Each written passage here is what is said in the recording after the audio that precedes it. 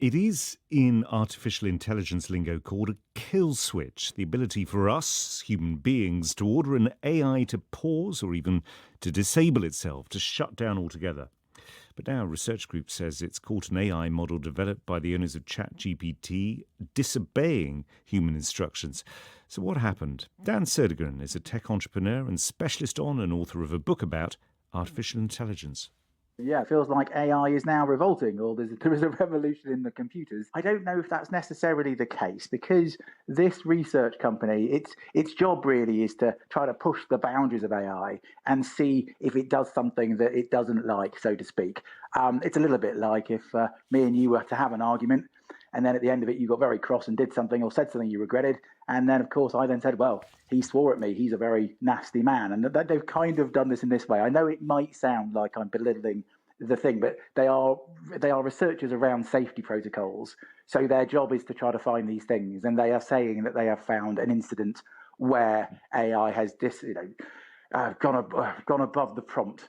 I'm not 100% sure on the fact that is the case, but I understand why people are kind of worried about it. So, I mean, they gave this artificial intelligence a limited series of options for what it could do, and one of the options was to shut itself down, and it decided to disregard that option. I mean, as you say, this seems that it was just a piece of testing, a piece of research.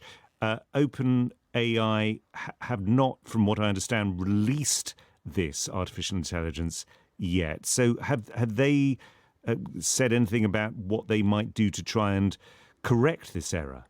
Well, again, you could argue that it might not be an error because actually what it could be is a safeguarding principle or one of these guardrails they put on, a safety protocol actually that they've triggered because they were asking it maths questions to start off with and then came in from a different angle. So actually it could be really proving that the OpenAI protocols are good and that it is safe and does have guardrails. And actually it was meant to say that.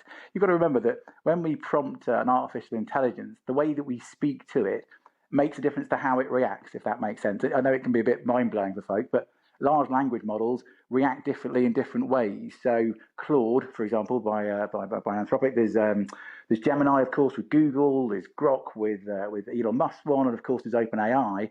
Each one of these large language models acts differently.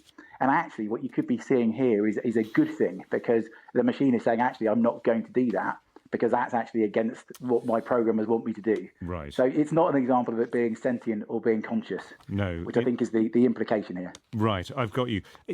It's not beyond the realms of possibility, is it? Just very briefly, that AI could at some point decide they're going to ignore what humans say.